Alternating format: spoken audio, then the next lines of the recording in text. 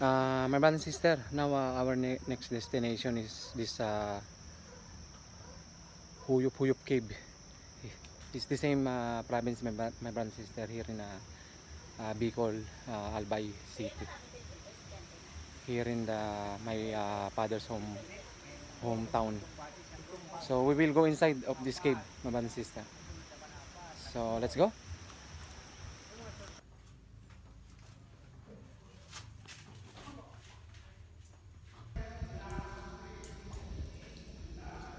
So we are already inside the cave, my brother and sister. It's a very nice area. It's very nice experience, my brother and sister, to have a tour to this cave. So we'll go outside the cave, my brother and sister. So let's go.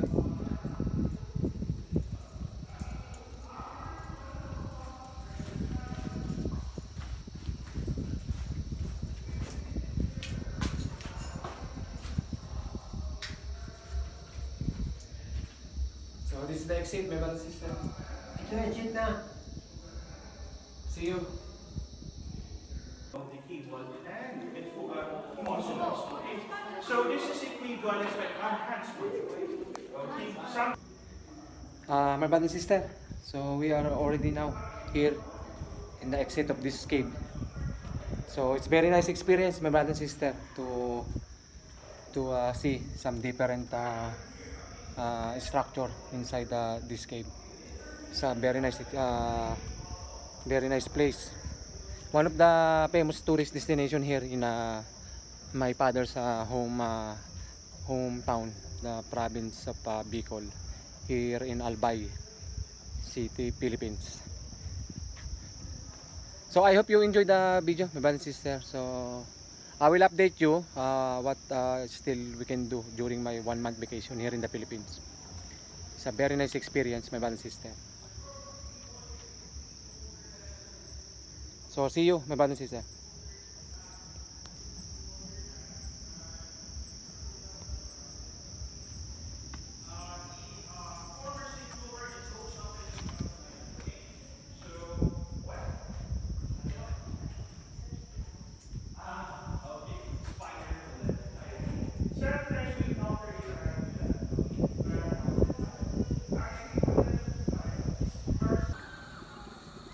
My brother and sister, our next destination is this Japanese tunnel. Also, we are in the Quintinan Ranch. So it's very nice location.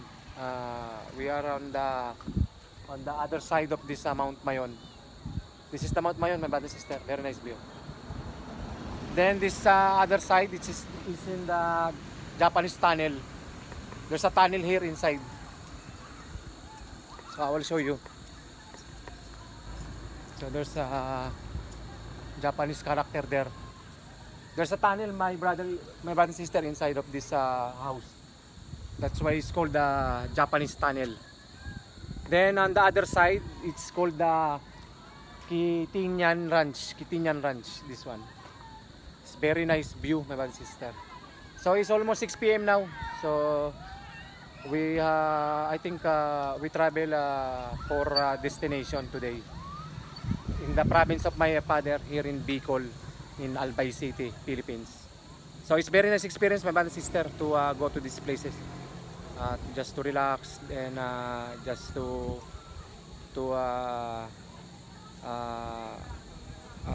relax and to remove the stress in the mind and the body. So it's very beneficial, my brother and sister.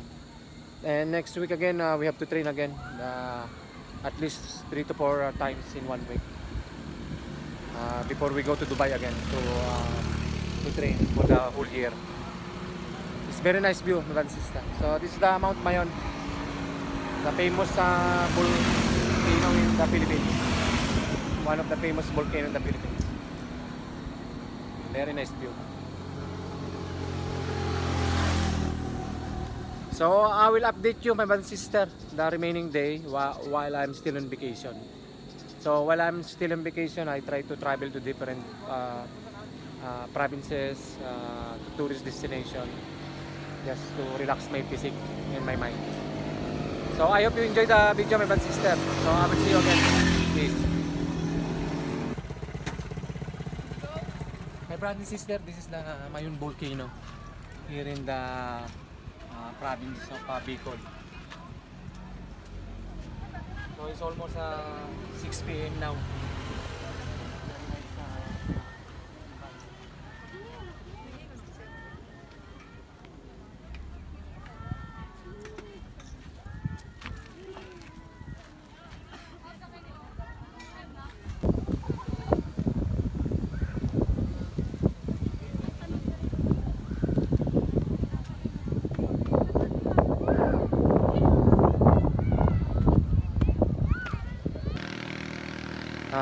My brother and sister, now I'm heading now to Patitan Beach Resort. So this is the place. So I just ride my motorcycle, my brother and sister, going to that side. So we have to go on that side. So it's very nice experience, my brother and sister, to travel to this kind of place.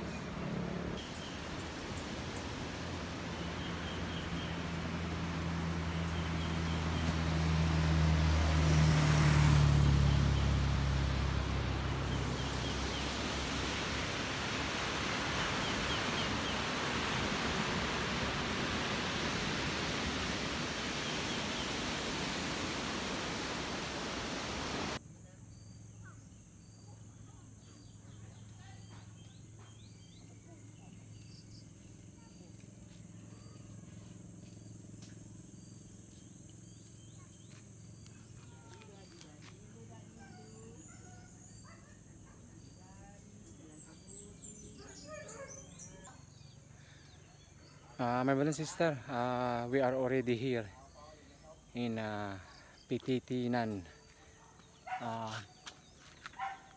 White Beach Resort here in Bicol province in Camarines Sur, here in the Philippines. So we are on the top of the mountain, so we have to go down. The sea will be on that side. There, my brother and sister. We have to go down there. So that's the sea, my brother and sister. If you will see, we have to go down on the bottom of this mountain. So I will update you when I already reach there. See you.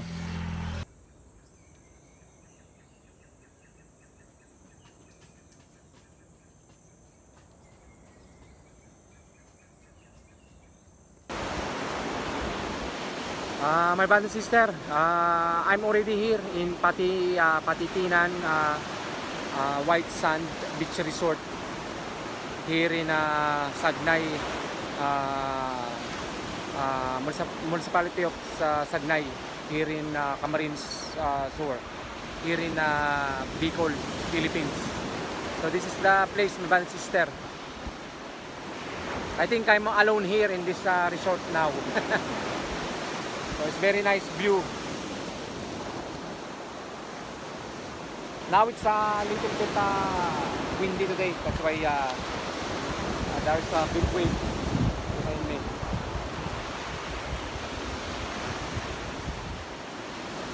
It's almost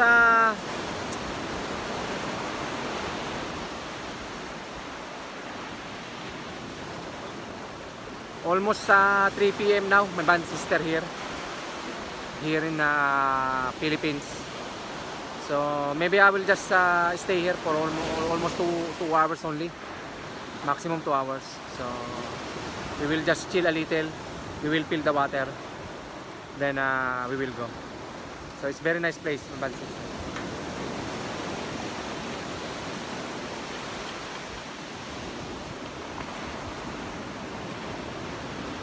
So that's island, my brother and sister, on that side.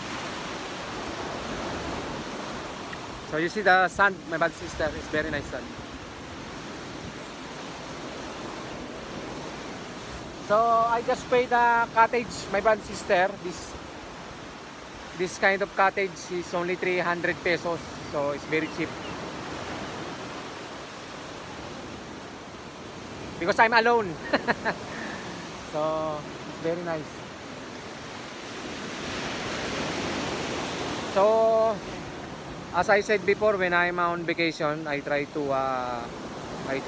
visit different provinces, different tourist destination, just to relax my physique and my mind while I'm still on vacation. Then maybe next week again, we will start again to train at least 3 or 4 times in one week, just to maintain the physique. So I will update you that, my brother and sister. So for the time being, we will enjoy the view and the water later. Very nice location.